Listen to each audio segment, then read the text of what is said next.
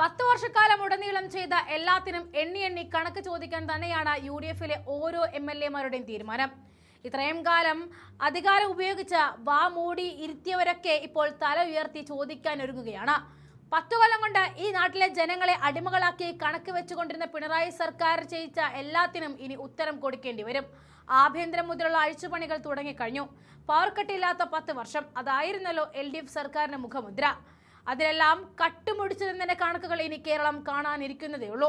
പത്തനംതിട്ട ജില്ലയിലെ മണിയാർ ജലവൈദ്യുത പദ്ധതിയുമായി ബന്ധപ്പെട്ട മുൻ ഇടത് സർക്കാരിന്റെ കാലത്ത് നടന്ന കോടികളുടെ വൻ അഴിമതിയും ഗുരുതരമായ വീഴ്ചകളും അടിയന്തരമായി അന്വേഷിക്കണമെന്ന ആവശ്യവുമായിട്ട് ഭരണകക്ഷിയിലെ പ്രമുഖ MLA രംഗത്ത് വരുന്നതോടെ കാര്യങ്ങൾ മാറിമറിയും.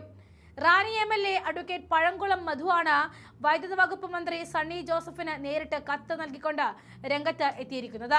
അന്വേഷണം വിജിലൻസിന് വിട്ടേക്കും. 30 വർഷത്തെ കരാർ കാലാവധി കഴിഞ്ഞിട്ടും കോടിക്കണക്കിന് രൂപയുടെ വരുമാനമുള്ള ജലവൈദ്യുത പദ്ധതി സ്വകാര്യ കമ്പനിയിൽ നിന്നും തിരിച്ചുപിടിക്കാൻ മുൻ സർക്കാർ കാണിച്ച അനാസ്ഥയ്ക്ക് പിന്നിൽ വൻ അഴിമതിയുണ്ടെന്നും ഇതിനെക്കുറിച്ച് സമഗ്രമായ വിജിലൻസ് അന്വേഷണം വേണമെന്നുമാണ് കത്തിലെ പ്രധാന ആവശ്യം.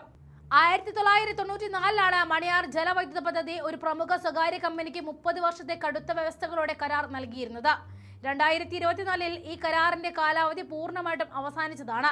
എന്നാൽ കരാർ കാലാവധി കഴിഞ്ഞിട്ടും ഈ പദ്ധതി തിരികെ ഏറ്റെടുക്കുന്നതിന് KSEBയോ അന്നത്തെ ആഭ്യന്തര വൈദ്യുതി വകുപ്പുകളോ യാതൊരുവിധ മുൻകൈയും എടുത്തില്ല എന്ന് കത്തിൽ MLA ചൂണ്ടിക്കാണിക്കുന്നു. സ്വകാര്യ കമ്പനിക്ക് കോടികളുടെ അവിഹിത ലാഭമുണ്ടാക്കാൻ വേണ്ടിയിട്ടാണ് ഉദ്യോഗസ്ഥരും രാഷ്ട്രീയ നേതൃത്വവും ഇതിന് കൂട്ടുനിന്നത് എന്നാണ് സൂചന. കരാർ കാലാവധി കഴിഞ്ഞിട്ടും കമ്പനി നിയമവിരുദ്ധമായിട്ട് പദ്ധതിയിലൂടെ വൈദ്യുതി ഉൽപ്പാദനം തുടരുകയായിരുന്നു. ഇത്തരത്തിൽ ഉൽപ്പാദിപ്പിച്ച വൈദ്യുതിക്ക് KSEB വിപണി വില നൽകി പൊതുജനങ്ങളുടെ നികുതി പണം ഉപയോഗിച്ച് തിരികെ വാങ്ങുന്ന അവസ്ഥയാണ് ഉണ്ടായത്. ഇതുവഴി സർക്കാരിന് വൻ സാമ്പത്തിക നഷ്ടമാണ് സംഭവിച്ചിട്ടുള്ളത്. ആയതിനാൽ ഈ സ്വകാര്യ കമ്പനിയിൽ നിന്നും നിയമവിരുദ്ധമായി ഉണ്ടാക്കിയ മുഴുവൻ തുകയും ഈടാക്കണമെന്നും വൈദ്യുതി വിപണനത്തിൽ നിന്നും അവരെ പൂർണ്ണമായിട്ടും ബന്ധവിമുക്തമാക്കണമെന്നും അഡ്വക്കേറ്റ് പഴങ്കുളം മധു മന്ത്രിക്ക് നൽകിയ കത്തിൽ ആവശ്യപ്പെടുന്നുണ്ട്. പദ്ധതി തിരിച്ചുപിടിക്കുന്നതിൽ ഗുരുതരമായ വിമുഖത കാണിച്ചതിന് പിന്നിൽ പ്രവർത്തിച്ച ഉന്നതർക്കെതിരെ കർശനമായ അഴിമതി നിരോധന നിയമപ്രകാരം നടപടി സ്വീകരിക്കണമെന്നാണ് UDF MLA-യുടെ കടുത്ത നിലപാട്. പുതിയ വൈദ്യുതി മന്ത്രിയായിട്ട് ചുമതലയേറ്റ സണ്ണി ജോസഫ് ഈ വിഷയത്തിൽ എന്ത് നിലപാടായിരിക്കും സ്വീകരിക്കുക എന്നത് KSEB വൃത്തങ്ങളിലും രാഷ്ട്രീയ കേന്ദ്രങ്ങളിലും വലിയ ചർച്ചയായിട്ടുണ്ട്. കരാർ കാലാവധി കഴിഞ്ഞിട്ടും സ്വകാര്യ ലോബികളെ സംരക്ഷിച്ച മുൻ ഇടത് സർക്കാരിന്റെ കാലത്തെ ഉന്നതർക്കെതിരെ അന്വേഷണം പ്രഖ്യാപിച്ചാൽ അത് വരും ദിവസങ്ങളിൽ വലിയ രാഷ്ട്രീയ കൊടുങ്കാറ്റിനും വഴിവെക്കും.